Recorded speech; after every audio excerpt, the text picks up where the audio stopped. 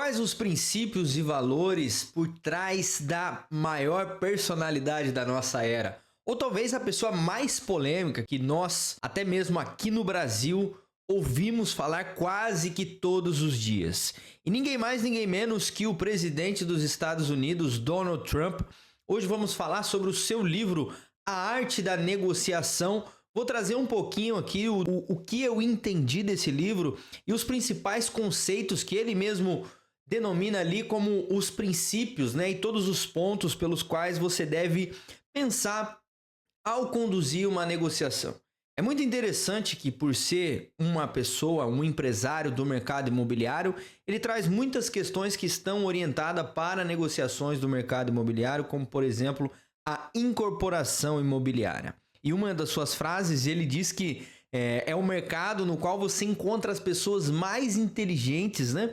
E também as pessoas mais astutas do mercado.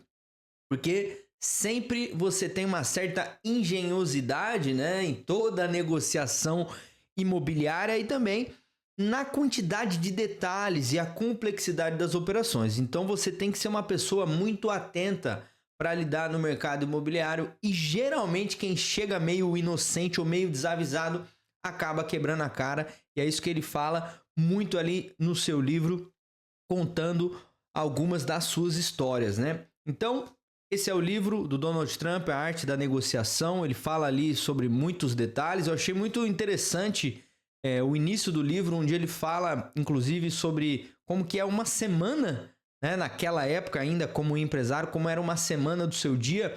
Mas é bacana você perceber a quantidade de coisas, a quantidade de negociações e situações que ele passou durante de um dia e quantas coisas aconteceram ao longo de uma semana.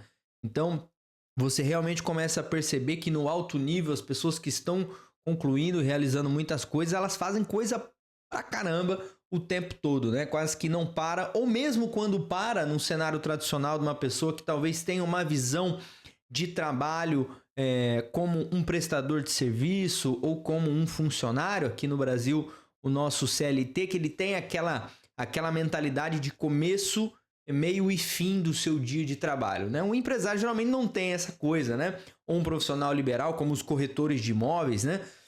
Você não tem essa lógica de que seu dia começa e termina na hora que você entra no escritório somente. Você está o tempo todo trabalhando, você está aqui no celular, no WhatsApp, fala com um e liga para o outro, manda um e-mail, envia uma proposta de negócio. É um dia sempre muito interessante. Eu não gosto muito do termo correria porque é meio abstrato demais, né? Correria do quê? Para quê? Você está correndo para onde? Você vai participar de uma maratona?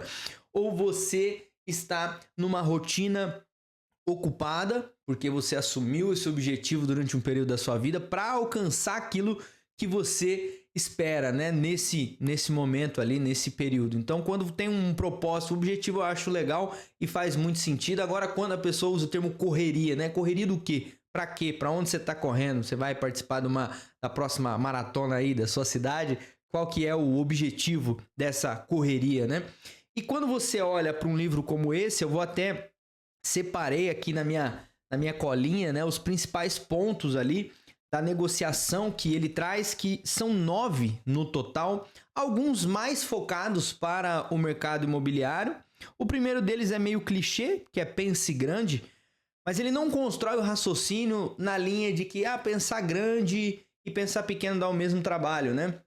Acabou se tornando um clichê, mas é algo na literatura brasileira, nas palavras de um dos maiores empresários do Brasil, Jorge Paulo Lemann, que até o nome do seu livro que é Pense Grande, né? E virou quase que uma falácia do mercado, pensar grande, pensar pequeno dá o mesmo trabalho, blá blá blá.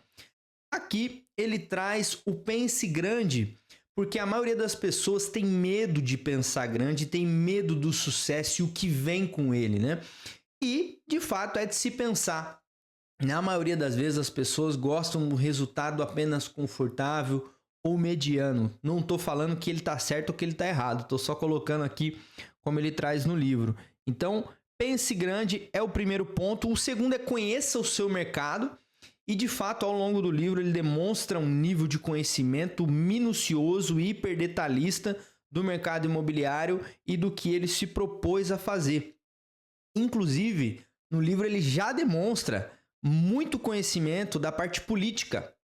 E, dado o contexto ao qual ele tinha que atuar no mercado imobiliário, na parte da construção, da incorporação imobiliária, se dependia muito de aprovações políticas, né? Dos prefeitos, dos congressistas.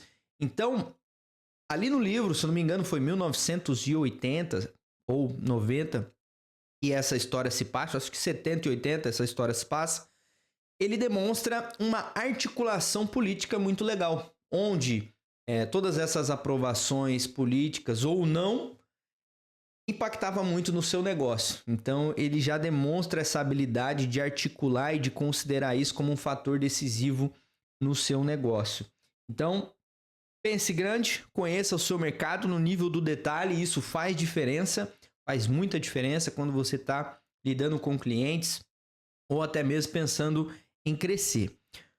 O terceiro ponto é use a sua vantagem. E ele trata a vantagem aqui como algo que a outra pessoa quer muito e você é o canal pelo qual ela vai alcançar essa vantagem, mas ele tem que entender o seu interesse e que isso seja algo muito claro, né? Essa relação de benefício ali entre as duas partes na negociação. O quarto ponto que ele traz aqui é melhore sua localização. No mercado imobiliário, localização é algo muito determinante para a venda de um imóvel. Mas toda a narrativa que ele constrói ao longo do livro não é só localização no sentido de acesso, se é muito bom, se não é bom, se é ruim, se vai valorizar ou se vai diminuir.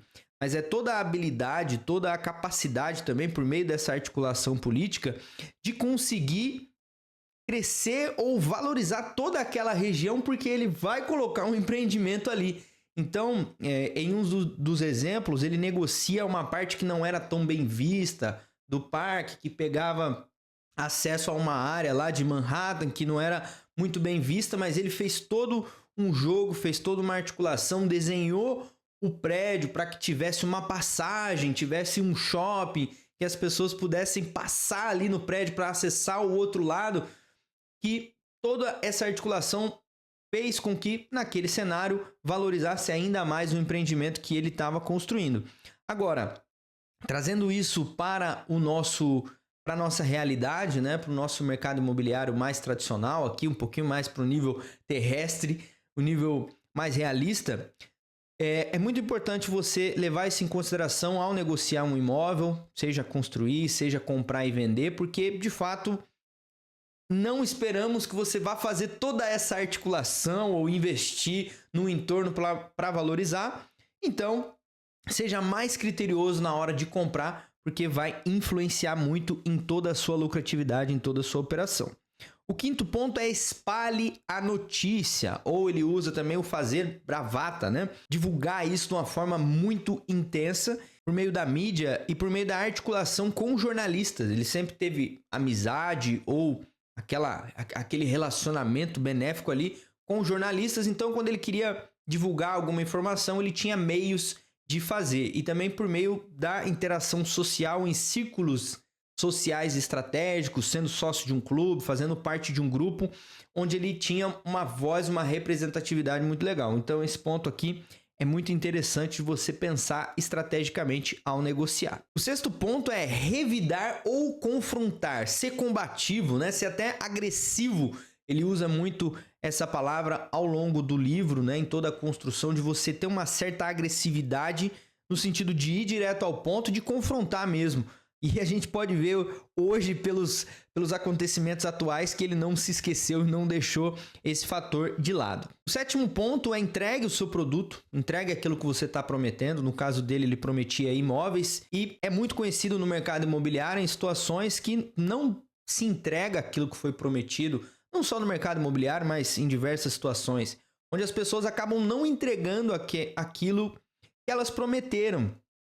E isso impacta profundamente na sua reputação. Ele até cita o exemplo e comenta algumas ocasiões e situações onde ele mesmo só conseguiu concluir uma negociação por causa do seu nome. Porque num cenário tradicional, uma outra pessoa sem aquela referência, sem aquele background, sem aquele histórico de realizações, não conseguiria realizar aquilo que ele fez. E, modéstia à parte, é uma verdade. A sua reputação determina muito sobre as portas que se abrem e também as que se fecham, determinando ali algumas situações muito importantes e relevantes na sua vida. O oitavo ponto é contenha os custos.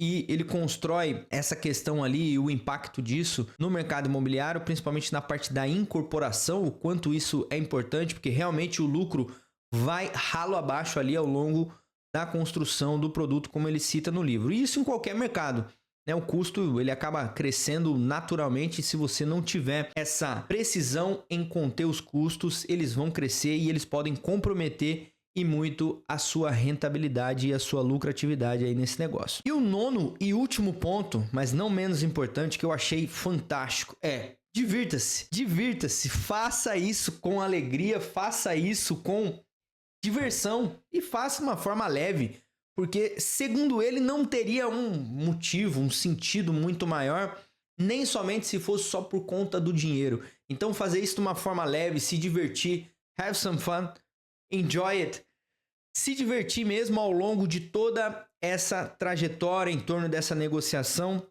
e que você encontre ali uma realização, um tesão quase que sexual enquanto você conduz o negócio. Então, esses foram os principais pontos ali que o próprio Donald Trump traz no seu livro A Arte da Negociação, e o decorrer do livro ele cita mais questões de dia a dia, como que é a sua rotina. Então, se você pretende comprar esse livro e quer ir direto ao ponto, você pode ir direto ao capítulo onde ele fala desses tópicos ali, os pontos focados sobre a negociação em si. Mas é muito legal você ver como que ele conduzia o seu dia a dia naquela situação, a questão do telefone era muito impactante. O telefone eu interpreto como algo impactante hoje, ainda hoje, na cultura americana. Lá o telefone funciona muito bem. Aqui no Brasil o telefone não funciona muito bem em situações específicas, né? Para você abrir novos contatos, o telefone não funciona muito. Quando você já está negociando com pessoas que você conhece, em determinados nichos, que já passou essa linha da credibilidade, do conhecimento, o telefone funciona muito bem para você resolver questões mais rápidas e diretas ali. Agora, no Brasil, por conta das empresas de propaganda, de cobrança, o telefone perdeu muito da sua efetividade, porque hoje em dia ninguém aceita uma ligação de um número desconhecido, não é mesmo? Então, esse vídeo inaugura uma série aqui no nosso canal, falando e comentando sobre alguns livros ao qual eu já li em algum momento ou estou lendo e quero compartilhar esse ensinamento, esse aprendizado aqui com vocês do canal. E mais uma vez, não esquece de curtir esse vídeo, se inscrever aqui no canal, deixar o seu gostei e mandar para aquele seu amigo que pode estar conversando com você sobre dinheiro, sobre business e o que vocês vão fazer para mudar de vida e trazer mais recurso aí para o bolso. Eu sou o Thierry, você está no meu canal. Aqui geralmente falamos sobre leilões imobiliários e formas inteligentes de você usar o seu dinheiro. E eu tenho certeza que a gente se vê no próximo vídeo.